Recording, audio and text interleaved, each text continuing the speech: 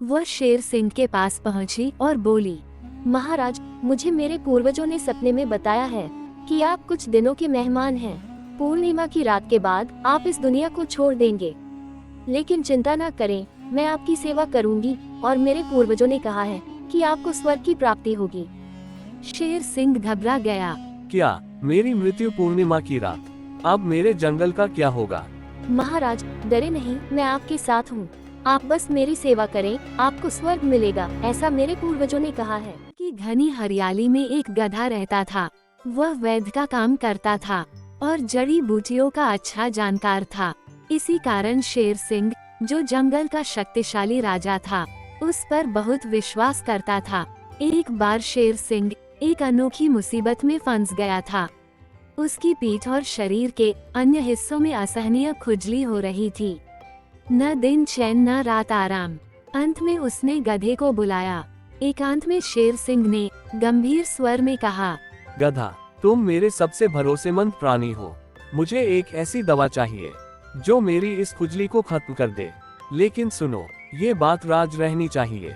अगर किसी को पता चला कि जंगल का राजा खुजली से परेशान है, तो मेरी इज्जत मिट्टी में मिल जाएगी। जी महाराज, मैं समझ गया। मेरा मुंह बंद रहेगा। मैं आपके लिए सबसे अच्छी दवा बनाऊंगा। ठीक है, जल्दी से काम शुरू कर। लेकिन याद रख, ये राज सिर्फ मेरे और तुम्हारे बीच है। गधे ने तुरंत काम शुरू कर दिया। वह जंगल के दूर दराज इलाकों से जड़ी बूटियां जुटाता और रात में चुपचाप दवा तैयार करता। लेकिन उसे क्या पता था कि उसकी हरकतों पर किसी की नजर है। बकरी, जो जंगल की सबसे चतुर और गपशप वाली जीव थी, बकरी ने उसे एक रात काम करते देख लिया। अरे गधा भाई, ये क्या कर रहे हो? वो भी इतनी रात, इतनी सारी जड़ी बूटियां, कोई बीमार है क्या? नहीं बकरी, बस यूं ही कुछ प्रयोग कर रहा हूँ, इसलिए यहाँ आया हूँ। बकरी ने कुछ नहीं कहा, पर वह चालाकी से उसका पीछा करने लगी। एक दिन उसने गधे को शेर सिंह के पास दवा देते हुए देख लिया। वो छिपकर सुनने लगी। महाराज, मैंने दवा बना ली है।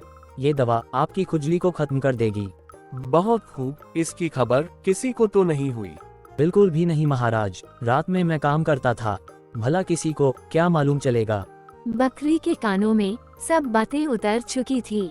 अरे शेर सिंह को खुजली, जंगल का राजा खुजली से परेशान, ये तो लेटेस्ट न्यूज है, सबको बताना पड़ेगा। बकरी ने जंगल में ये बात आग की तरह फैला दी।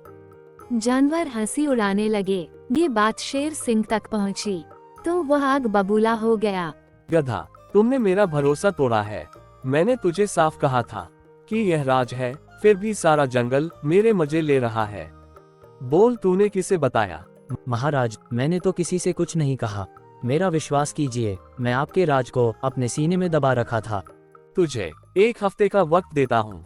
जा और पता लगा कि ये हरकत किसने की, वरना तुझे जंगल से निकाल दूंगा। गधा दुखी होकर चला गया। उसने सोचा अब उसका जीवन जंगल में खत्म हो गया है।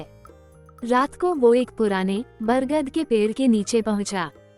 हे भविष्य की देवी, आपने सच कहा था कि मेरा भरोसा टूटेगा। शेर सिंह मुझ पर भरोसा नहीं करता। मेरा राज किसी ने फैलाया, अब मैं क्या करूं? मुझे रास्ता दिखाओ। तभी पेड़ से एक रहस्यमय आवाज आई। गधा, धैर्य रख, शेर सिंह कुछ दिनों का मेहमान है।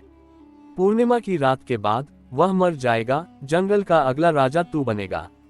जा शेर सिंह को ये बात बता और उसका भरोसा जीत ले।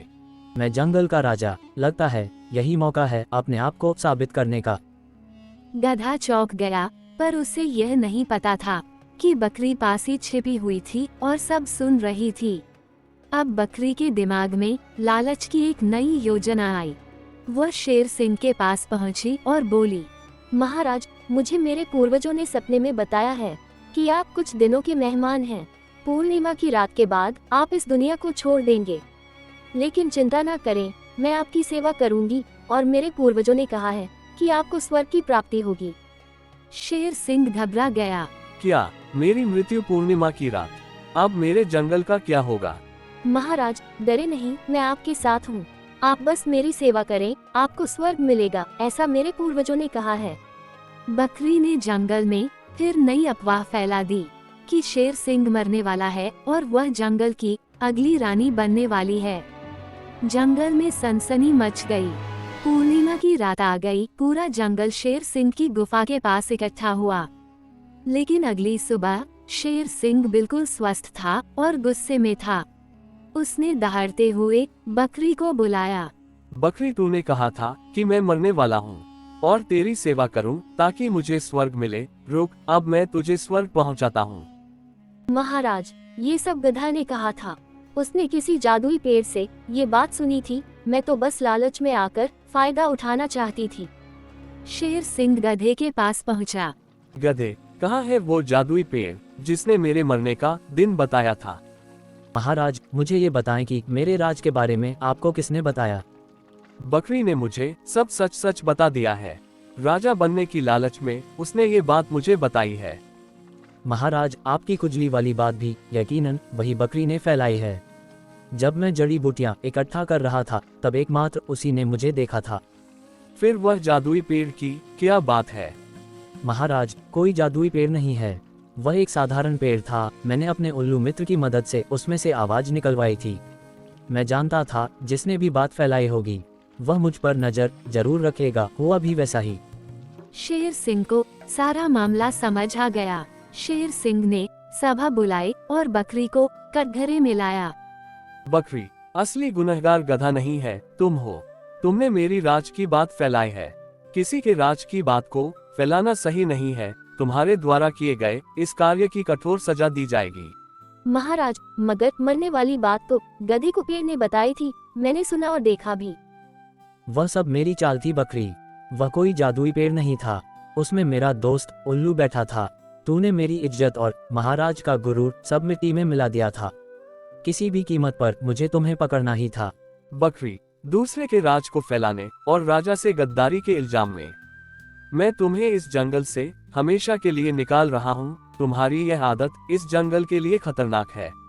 बकरी को जंगल से निकाल दिया गया। वह पछतावे के साथ जंगल से बाहर चली गई। जंगल में शांति लौट आई। गधे ने न केवल शेर सिंह का भरोसा फिर से पाया बल्कि पूरे जंगल का सम्मान भी। और इस तरह जंगल ने एक बार फिर सिखाया कि भरोसा तोड़ने वालों का अंजाम क्या होता है और सच्चे सेवकों का सम्मान हमेशा बना रहता है।